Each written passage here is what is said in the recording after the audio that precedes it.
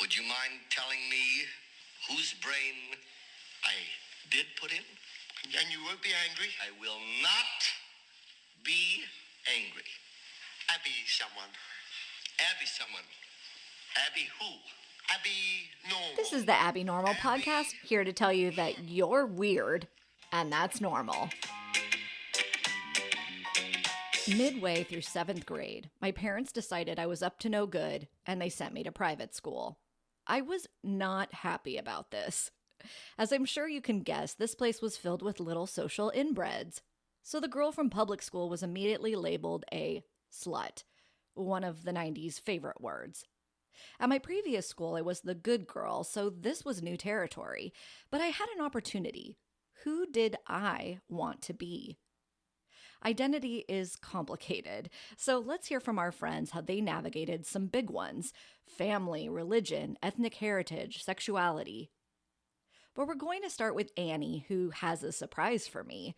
Something uniquely her, the indie queen. You found one of your journals from 2002 to 2003. Yes. So from when I was in high school. Yeah, so that's like sophomore year journal. Right. It's embarrassing. It's very embarrassing. I don't know how this one made it. I was pretty sure I shredded or burned all evidence from those years, but I guess not. So I flipped through it this evening with you. Yep. And I'm horrified and mortified. And wow, I really hope we don't ever address it again. That journal is totally you. Like, I see you in it for sure. But also, it's like a stupider version of you. And it's a version of you with way too much time on your hands. Yeah, that's how most 15-year-olds are. Stupid and have too much time on their hands. They don't have jobs, so all they do is, like, think about their thoughts. Please don't make fun of my poetry. I was young and I didn't know better. And I don't write anything down now because I work in a legal department. We don't write anything down. No, don't Nothing do is it. in writing. No. I've learned. I mean, considering you were 15, the poetry's not that bad. It's pretty bad. No, I'm not going to read it. Don't even ask. I'm currently looking at the journal in the hopes that she will pick it up, but she's not making any move to do so. No, I've just put a foot firmly on top of it, so it will not be opened. So you were definitely more emo than me. Yeah. Yeah, my journals, if they were here, and thank the Lord they're not, would be like, tonight I'm going to a football game, and Nini, this cute boy is going to be there. Yeah, that's not what mine said. No. Mine was like, how long before we die? Exactly. But yes. again, I was listening to a lot of The Cure and The Smiths. And Right. And I was like, bop, doo doo, boom, bop, doo doo doo doo, bop. Yeah. Like, I was listening to the music that I mentioned, and then also was, as we saw evidenced on those pages, very excited about Billy Corrigan's The New Band, Zwan. Zwan. Zwan. I had never even heard of that. Yeah. It was short-lived. Well, because it's a stupid name, first of all. Yeah. Zwan. Yeah. That is the most pretentious band name I've ever heard. You also have a lot of art in your journal. It's like a lot of drawings. I doodled. Yeah. I dabbled in doodling. You're a doodle dabber. Yeah, I didn't do any of that. No doodling for me. Yeah. No. And a lot of that art isn't mine. Yeah. So you also had a boy write you a song, which is so adorable. My first boyfriend. Is that your first boyfriend? Yeah. The one that's gay now. Oh, it comes full circle. Yeah. Oh, he clearly cared about you. Of course he did. Are you going to read the song? Do you want me to? Of course I do. What if he hears this? What if he gets mad? He won't get mad. He'll be like, oh my God, I'm famous. I don't know if that's how he'll feel. He'll be like, my art, it's on the internet. He was much cooler than me. The whole like writing you a song thing is super cute. In Young Love, the boy that I liked from summer camp, like my freshman year, wrote me letters, and he put the lyrics to Spoon Man. Do you remember that song? I don't. Oh my gosh, are you serious? Yeah, I'm serious. I don't remember that. Maybe I'd know it if I heard it. It is not at all romantic, but I thought it was so cute that he wrote down the lyrics and probably even like the music notes to it. Oh. Okay, read your poem. The entry in the journal is talking about how it was raining today, and I liked it, and nothing's changed in that front. I was walking to geometry, and right before I opened the door, gave me a piece of folded up paper. I said, "What's this?" And he said, "A song." I smiled and went in class. I opened it, and he had written a song for me. It's called Tea with REM. It was really great. He's writing a copy tonight, and then he'll put music to it. It made me really happy. So this is the song for Annie, the indie queen of our high school. Stay in tune with the record player. Trade with me the latest album. Music is our only escape rope. Sometimes it's nice to sit beneath the overcast sky and wonder what it would be like if Cobain hadn't died, if Stipe had never sang. Would it be the same? Sometimes it's nice to sit beneath the umbrella tree and wonder what would it be like if Cobain hadn't died, if Stipe had never sang. Would it be the same? That is so precious. I was so in love with him. How could you not be? Right? Yeah. Wonder. I was trying to play you a thing, but...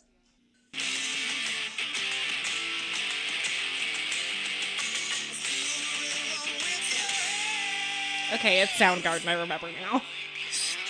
Man. He wrote those lyrics to me. That's so nice.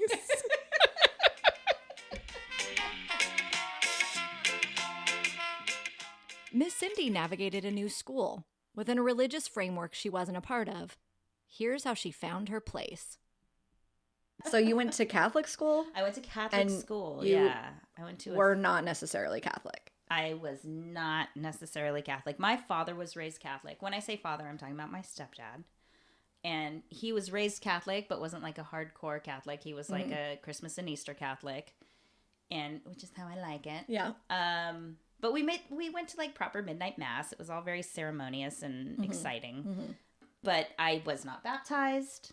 I did not do any of the confirmation stuff, even though the kids kind of did it through school. So I would kind of be shuffled away during the secret Catholic club time. Did you feel excluded? Like, did you want to do it? Or I did a little, but not really. The only time I felt awkward was because we had mass. We went to mass like once a month, maybe? And I hated sitting down when everyone else was going to get communion. Yeah. But it worked out okay because I worked out a system. There was like these candles that you walk past on the way in, and you just comb your fingers through the sand and pick up some wax. And I would sit there and like make figures out of wax the whole time I was there. Okay. So every time I left, there'd be like an animal on the pew. So you're like, this is art class. This is art class. And I found that, I've always been sort of morbid and creepy enough to appreciate Old Testament stories. Sure. So religion class was fine. Right. It was kind of like, just like if you studied any religion that was not your own. Yeah. You were like, tell me more about how he smites people. Right. I'm into that. Right. On your Korean side, did your mom have any kind of religion? A lot of Koreans are Baptist, and everyone but my mom were mostly churchgoers. I don't remember any of that in Hawaii. I don't remember there ever being church. Like the closest thing to church was going to the Chinese theater, where we could go see movies for like a quarter, and sometimes there were boobs. That's pretty exciting. Yeah, but we saw all the all those Japanese monster movies were there, and kung fu movies. Like there was a whole theater that we went to go see those at in Hawaii. That's awesome. Yeah. And I was tiny, but my cousins were all older, so I saw all the boobs. And it's funny that you were like 4 years old. Yeah. And the boobs are burned into your mind. They're burned into my mind. It was the first time I'd ever seen them outside of my house. Okay, 6th grade you changed schools. You were there through middle school. Yeah, so I moved from Carmel to Los Gatos. It was a weird sort of situation, though, because everybody at that particular school Had pretty much been there since kindergarten. Right. Yep. And it was a hard sort of club to break into. Sure. And I never did. I accepted my status as pariah pretty early on. Really? Pariah? Kind of. Me and my little group. There was like the one girl that accepted the new kids, Michelle. Yeah. She's Thanks, delightful. Michelle. And then a couple of other sort of awkward girls, and then the one other Filipino girl. And then we had our male counterparts who were like the chubby kid, the short kid, and the Mexican kid. Right. So. Yes. I can totally picture it. Right. So was this a pretty racially diverse school or no? Not at all. Not at all. They So were it was like, literally I like could you and the name Filipino. all of the kids that were people of even moderate color. Because like the Mexican, he was only half Mexican. Right. You know. Yeah. And there were 2 like Mexican kids in the grade ahead of us and like 2 Asian kids in the lower grades that I remember. I think they were all related though. So it sounds like you were conscious of all that, like very even conscious. at 12 or whatever. Very conscious. More so than I had been at my prior school. Mm-hmm. I think also because Los Gatos is a tiny community. Mm-hmm. And that was a tiny school within that tiny community. It was hard to break into. Like, I was always in dance and stuff, and I was very, very painfully shy. I could not speak to a stranger under any circumstances. I even went to a family reunion, and my cousin told me that she did not hear my voice the entire, 3 days. Really? I would tug on my dad's sleeve, and I would whisper in his ear. Aww. Yeah, that was my stepdad. He was amazing. I loved him so much. So sweet. And when did you find your voice? I guess high school, sort of. But like I said, when I was all growing up, I was never sort of awkward in my body. And I was always very willing to perform and dance, but never speak. Oh. I would do anything, and I was comfortable doing any kind of dancing. And then I think through that, I gained sort of a degree of popularity. In middle school, I was never remotely popular, but because I was such a good dancer, people would want me on their crew for the talent show. What kind of dancing did you do? That school was very jazz centric. There were a lot of jazz squares, like boxes or whatever that thing is. I never took jazz. And I brought in more of a hip hop element. Because, that was the days of, Young MC. I definitely had a routine to Young MC. Mm-hmm. I definitely had a routine to MC Hammer. Yes. And it's funny because this all coincided with us discovering Depeche Mode. And that's, when Violator came out and everything. But I always, I think still to this day, it's if it makes me boogie, I like it. Right. Yep. Right? Mm-hmm. Open-minded. Yeah. Mm-hmm. And then that's where I started to come out of my shell and find my own identity. And then in high school, we moved. I was on the peninsula now. There were a lot more people. Public school. Right. Were you traumatized by going to public school? So I did one day where I shadowed, when I was in 8th grade. I shadowed this girl. And she ended up being a cheerleader. The worst possible person for me to shadow. And I was like, I don't know. And then I looked, and there's this big bike cage where all the bikes were. Uh-huh. And there was one motorcycle in there. And there was some dude in a leather jacket eating an apple on his motorcycle. And I was like, I guess this place will be okay.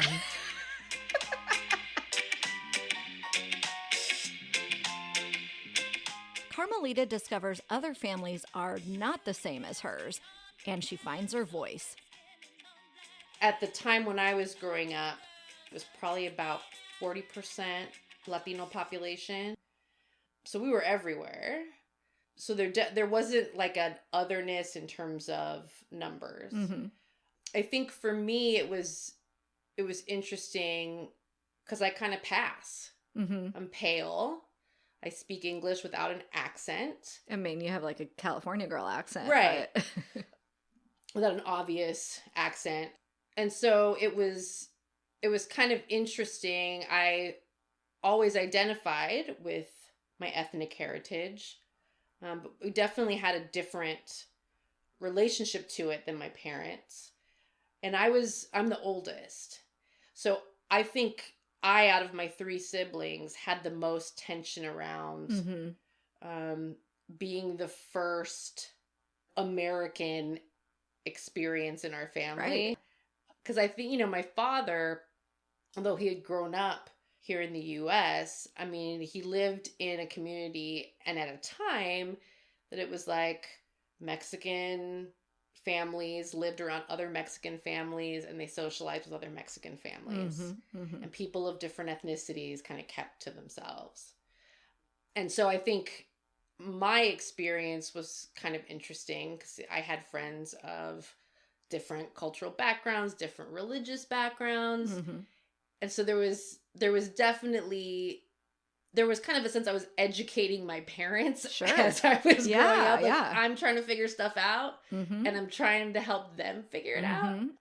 And so kind of along the way, and every kid goes through this for different reasons, that when you realize that like something that you've taken for granted because it's the way it's always been in your household or in your family, and then you start to interact with other people outside of your family circle and you start engaging with people of different cultural backgrounds, different traditions, and you realize that like, oh, this thing I thought everybody does, they don't. Right. They don't do that. They have no idea what I'm talking about.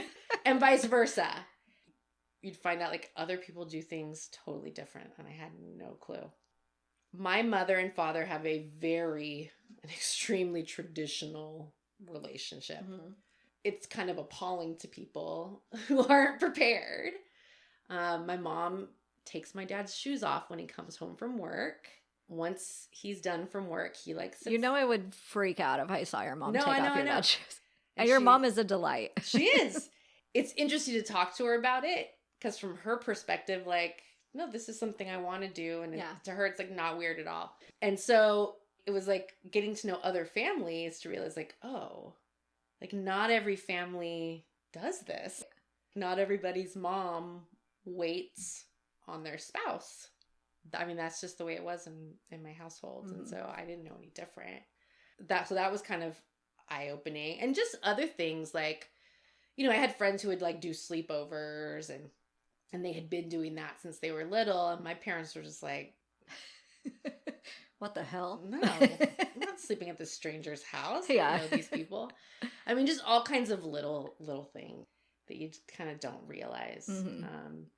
I think too, language-wise, like certain words that you would always use in Spanish at home, and then you wouldn't know what the word in English was. And so in talking with people outside of your family or who aren't sharing in that same cultural and language tradition, like realizing like, oh, I don't know the English word for this. And I don't know how to explain. How am I supposed to explain this to you?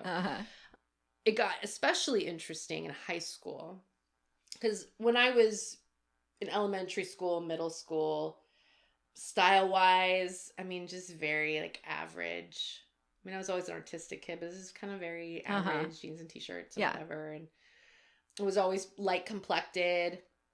So I used to, when I was really small, people would ask, if they didn't hear my full name, they would ask, oh, what are you? You would get that question all the time. Now in high school, my high school was kind of run like a prison in a lot of ways. My goodness. It was very much, you had groups that didn't mix. You had groups that could not be in the same room because there was going to be violence. Like it was a hectic time in my hometown in the 90s. Very violent, a lot of issues with gang violence. And at that time, too, you kind of had the 90s kind of... There was a grittiness about the 90s. There was kind of an edge about the 90s. Yeah, people were pissed off in the 90s. People were pissed off. Yeah. And that kind of came into fashion and music. And and that coincided with a legit, for real, scary time in my hometown. So for the first time in my life, no one asked if I was Mexican because it was obvious because I had like the permed hair and the winged eyeliner and super dark burgundy lipstick. And I hung out with people that look rough, and it was an interesting time. Yeah. Did you have the bangs? I did not have the bangs. Well, kind of. Like, I would do, like, the wave. Okay, you're right, where right, the right. front was, like, I would kind of tease it up so it would be a little higher in the front. But that was perm, too. Right, of course. I didn't have, like, the straight bangs that would be rounded over the... What about, like, the 3 foot tall when they, like, went straight up? I didn't usually take it that high. Okay, it's good. Yeah. My hair's kind of thin.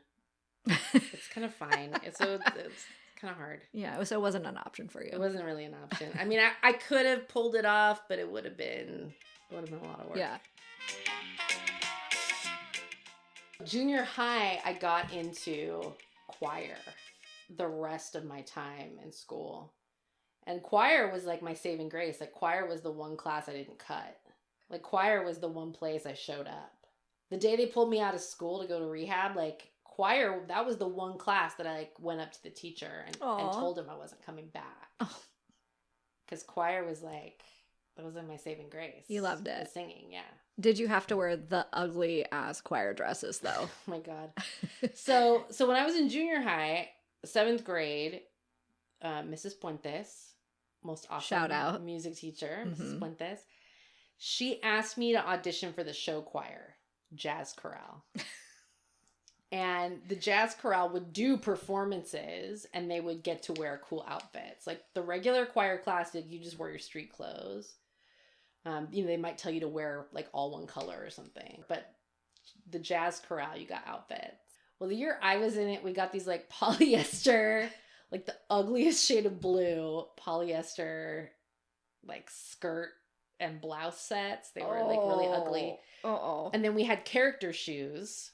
What does that mean? So character shoes are pumps, and they have, like, a sole so they don't scratch a dance floor. Oh. And you'll notice, like, if you see, like, the Rockettes, or if you see, like, musical theater performers, you'll see them wearing character shoes. Okay. And they come in, I mean, the most common colors are, like, black or nude. Yours were for sure nude, They right? were nude. Like, nobody's skin tone is this color. It's No. ugly as sin. And we're, like, 13 years old wearing this god-awful polyester blue. Do you have a picture of this? I think I do somewhere. Okay, I need to see it. Yeah. Yeah. It could be somewhere. Yeah.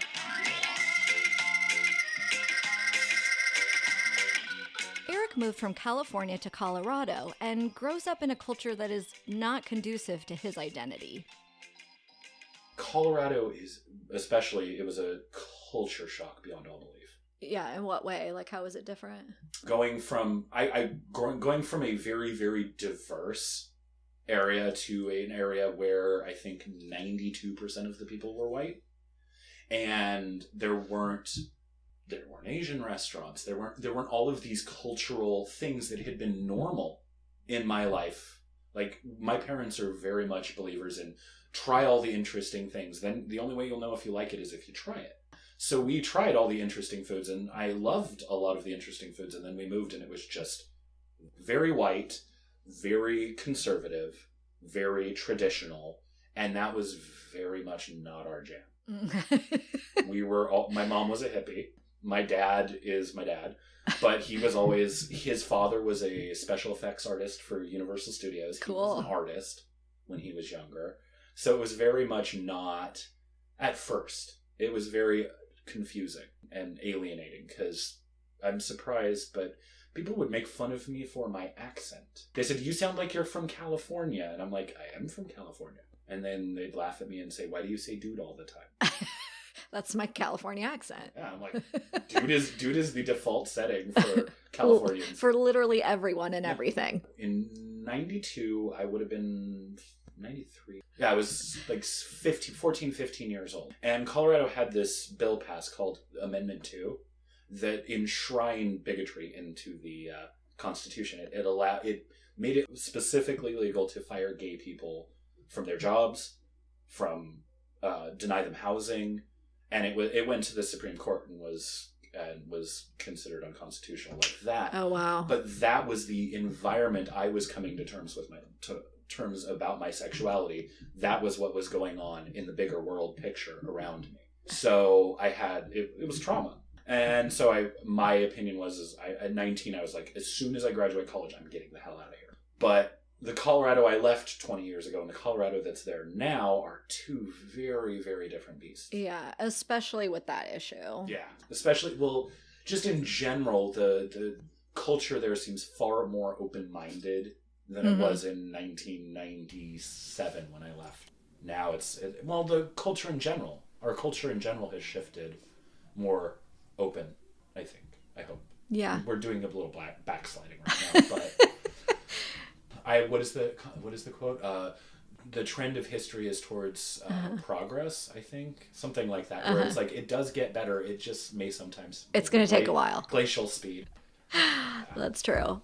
What were you like in middle school? What kind of kid were you? I was a little goth kid. Oh, I could picture it. I was, at 12 years old, I would wear BDUs every day, combat boots. I had a mohawk that was down the middle of my back. My hair was, before I cut it off, I say this now just for the people listening, I have no hair and haven't in 20 years. But at that point, I had hair almost down to my butt.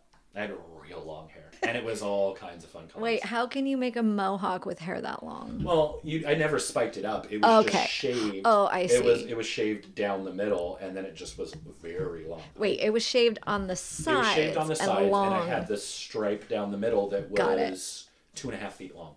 Wow. I did once or twice spike it up, and then I couldn't walk through doors. And what did you like doing?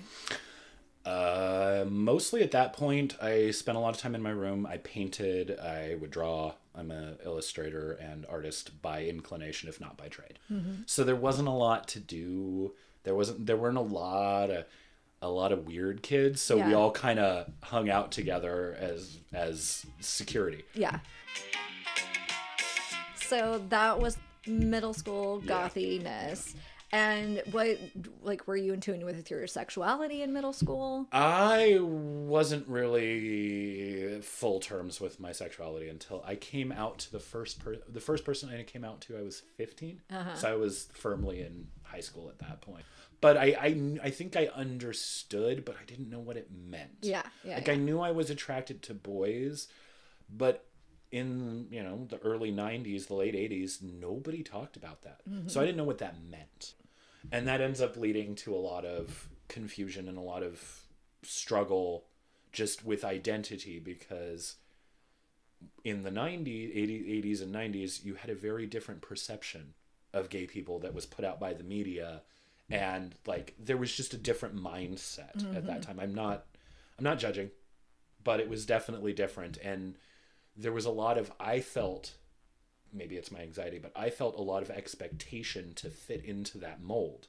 To fit into the I'm gay mold. The flamboyant, the sashaying, swishy, because that was the only image of gay people that you saw. And, kid in rural Colorado, I didn't really know a lot of gay people, zero, until I was older. So that was who I thought I was supposed to be. I thought that, oh, you like boys, you have to fit all of these other boxes too. And it took me a good probably 10 years before I was like, no, the only thing that being gay means is that I like dudes. Right. Everything else is just affectation.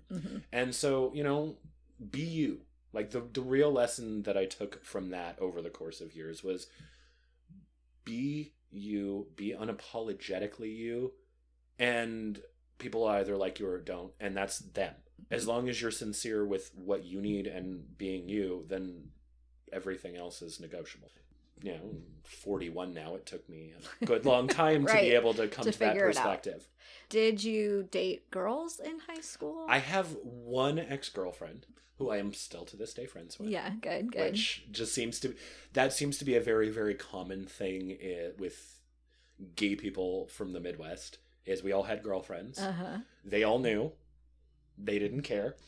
And well, I feel like you were probably a good boyfriend. I hope so. I hope so. She was a great person. She's a great person. And I hope that, I hope I didn't do her wrong, because she was great. How did you date for a long time? Like 6 months, which Okay. at like 14, 15 years old It's is like an a eternity. lifetime. But we dated and then we didn't date. It wasn't that we broke up per se. It was just that I came out and it was like, oh yeah, this is not a thing. Yeah, so was she the first person you told? No, she was the second. The first person I told was my closest male friend at the time. I was very lucky that as a 15-year-old boy, I came out to my best friend and he was like, cool, you want to go do something now? Awesome. I was lucky. For sure. I was very lucky because a lot of people do not have that experience. Yeah. So did you feel like kind of late teens, early 20s that you had to tell people right off the bat so that there wasn't... No, Okay. I think I was not interested. I was not interested in broadcasting my sexuality. Everyone else in my life was, though. I spent many a year being everyone. Oh, this is my gay friend, Chase. This is my gay friend, and I'm like, that's this little tiny part of a fully grown, fully realized human being. Right. But for other people, it was a badge of honor. It felt like, ooh, look at me, I'm cool and progressive, I have a gay friend. Oh, okay. And I'm like, good for you. But we were friends before you knew I was gay. If I'm a checkbox Yeah. on your checklist of life, then I'm not a person to you and I'm not interested in not being a person. That I think is a running theme through my life is if you're not going to treat me like a person, I'm not interested in you. Yeah, that seems reasonable. I think so. I think a lot of us don't feel like that, though. Yeah. I think a lot of people don't feel like it's a reasonable request to be treated like to be treated decently, because our society tells us that external forces control that instead of the internal voice. Is like, if your internal voice is telling you something's wrong, trust it. Something's wrong. Even if it's just in yourself, it's still really valid and it's really hard. And a lot of people struggle with that. I don't feel right about this, but it's easier not to say it. Right. So what was my mom thinking when she thrust me into an environment that made me question my very self? We're going to return to the backyard and ask her that very question. What kind of kid do you think I was in middle school? I think you were a girl that just wanted to have fun. You thought everybody was fabulous and everybody was fun to be with. So you didn't have a lot of discernment that maybe this wasn't a good person to be around. Oh. Does that sound right? Yeah, I mean, that's probably still what I'm like. Yeah. Yeah. You were great. You were enthusiastic. You loved participating in things. Why did you send me to private school? Anything that happened or you saw or heard that you didn't like? Or... You know, I honestly don't remember like a specific thing that happened. We had always told you we're sending you for 7th grade. We had always told you that. And then you talked us into, no, I want to stay with my friends. And so then I think it was probably just, I remember you went with some girl. I don't remember who it was. You went over to Pismo to the RV park with her family. Do you remember that? Nope. Okay. And then I remember you like talking about, oh, how this girl went up to the counter and was like, do you sell rubbers here? So I was like, okay, this is somebody I wasn't really crazy about you being around. So anyway, it was like, Fresno Christian, there you go. One little rubbers comment and it was over for me. It was a lot. You thrived at Fresno Christian because I feel like you went from being, like a small fish in a big pond to getting to be a big fish in a small pond. And I feel like it was a perfect environment for you. You got to be a, class president and a cheerleader and play on every sports team. Where if you'd been at Clovis Unified, you would have been the girl organizing the parties. That would have, because, you know, there wouldn't have been those opportunities You for mean you. like the parties when parents are out of town? Yes, Yeah. those parties, those parties. I mean, it's kind of funny you said that, like, finding your identity. And when I was at Kasner, my identity, both in myself and with my friend group, was I was the good girl. Like, I didn't ever cuss. Like, I didn't do any of the, quote, bad things that kids did. And so, and I was, like, confident in that. I was like, I'm, you know, this is like, my shtick, and it's makes me unique, you know? Yeah. And then I went to Fresno Christian. Yeah. And everyone was like, you know, Abby's a slut because she's from public school. And I, of course, wasn't a, quote, slut. I was a 12-year-old. But, you know, it was kind of like I was automatically given this, like, bad kid label. Oh, no. So to a certain extent, I, like, lived into that new identity that they gave me. Because it was, like, because my whole thing was I wanted to, like, stand out, right? Yeah. So at Kasner, I stood out for, like, being a good girl. And then at Fresno Christian, I was like, well, I guess I'll be the naughty kid because that's what was assumed anyways. That's horrible. I mean, I don't feel like I'm traumatized or anything. Oh, but, good, because that traumatizes me. But I do think there's, like, irony in that. That's a lot of irony. Yeah, so I don't know how things would have been different if I had, yeah. you know, stayed at Kasner or whatever, but. The cool thing about life is we can shift aspects of our identities that no longer suit us whenever we want. In 8th grade, I decided everyone should call me Bill. This is literally printed on my yearbook, and it's not unique. I have notes from Daisy and Midnight Breeze and Ocean Rain and all kinds of different names. So do what you want. Change your environment. Hell, change your name.